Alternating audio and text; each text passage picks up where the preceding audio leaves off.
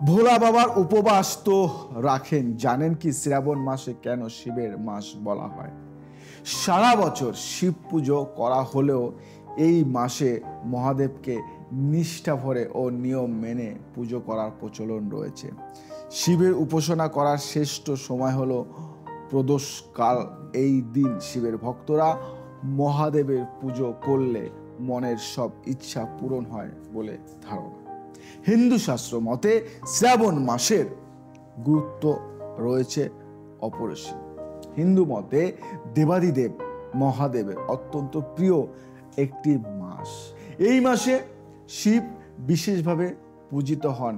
নিয়ম অনুযায়ী ভক্তরা শ্রাবণ মাসে প্রতি সোমবার শিবের উপাসনা করে ব্রত ও উপবাস পালন করে থাকেন।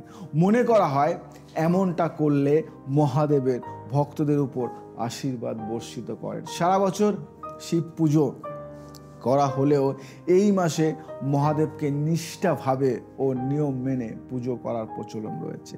শিবের উপাসনা করার শ্রেষ্ঠ সময় হলো এই সময়। এই দিন শিবের ভক্তরা মহাদেবের পুজো করলে মনের সব ইচ্ছা পূরণ হয় বলে ধারণা করা হয়। শিব মন্দিরে তো বটেই, শ্রাবণ মাসে বাড়িতে বাড়িতেও শিবের উপাসনা করা হয়। সাধারণত গঙ্গা জল দুধ দিয়ে রুদ্র অভিষেক করে শিবের পুজো করা হয়, আর এটাই সবচেয়ে শ্রেষ্ঠ উপায় বলে মনে করা হয়। শাস্ত্র অনুসারে জল অভিষেক করলেও মনোবাঞ্ছনা পূরণ হয়। শ্রাবণ মাসে শিবকে সন্তুষ্ট করতে কোনো ত্রুটি রাখেন না, কিন্তু শ্রাবণ মাসই কেন এত গুরুত্বপূর্ণ, কেন মহাদেবেরই বা এই মাস কেন এত প্রিয় তা জানেন না 90% মানুষ।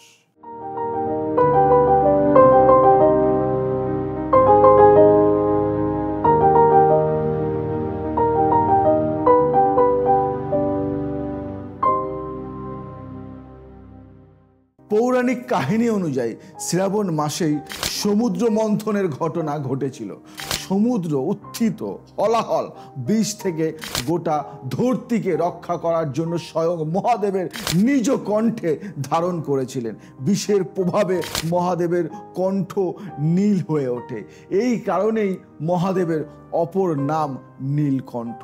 বিষের তীব্রতা হ্রাস করার জন্য স্বর্গের দেবতারা শিবের মাথায় গঙ্গা জল ঢালতে থাকেন। সেই কারণেই শ্রাবণ মাসে শিবের মাথায় প্রয়োজন প্রদান করা হয়, আর তাতেই আদিদেবের আশীর্বাদ প্রাপ্ত হন ভক্তরা। আরেকটি কাহিনী উল্লেখ রয়েছে। সতীর দেহত্যাগের পর দেবী পার্বতী রূপে ফের একবার জন্ম নেন। শিবকে আবার স্বামী রূপে পাওয়ার জন্য কঠোর তপস্যা করতে থাকেন।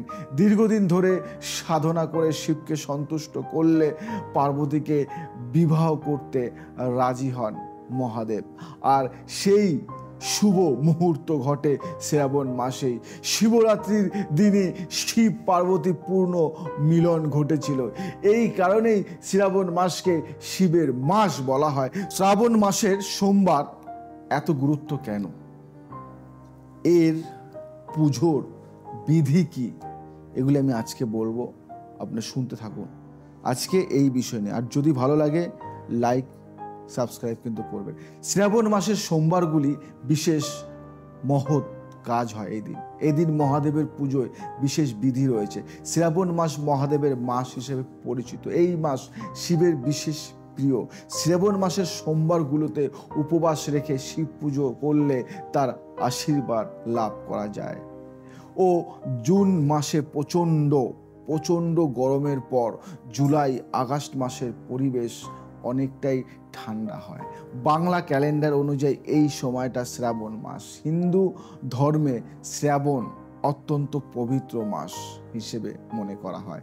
শ্রাবণ মাসে মহাদেবের পুজো করা হয়। এই সময় প্রতি সোমবার উপবাস রাখেন অনেকে। এই বছর গত 17 জুলাই থেকে শুরু হয়েছে শ্রাবণ মাস।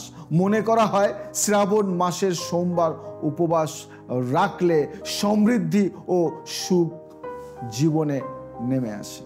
সোমবারকে শিবের প্রিয় দিন বলে মনে করা হয়। শ্রাবণের যে কোনো সোমবারই শিব পুজোর জন্য আদর্শ। তাই শ্রাবণ মাসের সোমবার গুলোতে উপবাস রেখে শিব পুজো করলে মহাদেবের খুশি হন বলে ধর্মপ্রাণ হিন্দুদের ধারণা। এই সময় মহাদেবের যে কোনো জ্যোতির্লিঙ্গে ফল ও দুধ দিয়ে পুজো করা অত্যন্ত শুভ ফলদায়ী বলে বিশ্বাস করেন অনেকে। এতে মনোবাসনা পূর্ণ হয় বলে প্রচলিত বিশ্বাস। শ্রাবণ মাসের সোমবারগুলি ভাত না খেয়ে ফলের রস, দুধ, সাবুদানা খেয়ে থাকেন অনেকেই, এবং কি আমিও এটা খাই, আমিও এটা মেনে চলি। এই সময় অনেকে নুন ছাড়া খাবারও খেয়ে থাকেন।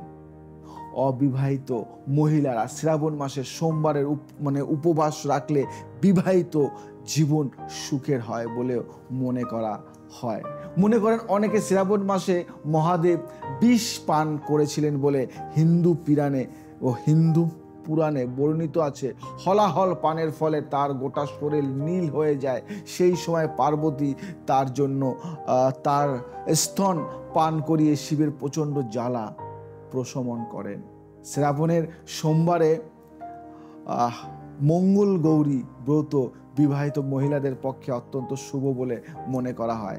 দেশের বিভিন্ন মন্দিরে এদিন সকাল থেকেই শ্রাবণ সোমবার উপলক্ষে ভক্তদের জল নামতে দেখা যায় বা ঢল নামতে দেখা যায়। শ্রাবণ শব্দের উৎস রয়েছে শ্রবণ। এই মাস যাবতীয় শুভ কথা শ্রবণের মাস। শ্রাবণ মাস উদযাপনের বিষয়ে কিছু অকর্তব্যকে পালন করে আসা হয়। পরস্পরগতভাবে এই মাসে প্রতিদিন স্নানের পরে শিবস্তোত্র পাঠ অবশ্যই মনে করেন শিব ভক্তরা। বলা হয় শ্রাবণ মাস রুদ্রাক্ষ ধারণের জন্য প্রশস্ত সময়। শ্রাবণে শিবলিঙ্গে বিল্বপত্র প্রদানের একটি নিয়ম রয়েছে। এই মাসের অষ্টমী, চতুর্থ, নবমী, অমাবস্যা, সংক্রান্তি ও সোমবারগুলিতে বিল্বপত্র শিবের মাথা থেকে নামাতে নেই বলে মনে করা হয়। শ্রাবণে স্ফটিক শিবলিঙ্গ স্থাপন শুভ ফলদায়ী। শ্রাবণ সন্ধ্যায় হর পার্বতীর আরতি অবশ্য কর্তব্য। উত্তর ভারতে বিস্তীর্ণ অঞ্চলে শ্রাবণ মাসে মঙ্গল গৌরী পূজা অনুষ্ঠিত হয়। কেমন লাগলো? যদি কিছু অজানা তথ্য জেনে থাকেন তাহলে ছড়িয়ে দিন ফ্রেন্ড সার্কেলের মধ্যে, এবং শেয়ার, সাবস্ক্রাইব করে আমাকে আরও উৎসাহিত করুন। আর যদি আপনারা নতুন কিছু জানতে চান কমেন্টস করে আমাকে লেখান, আমি জানাবো আপনাদেরকে। নমস্কার।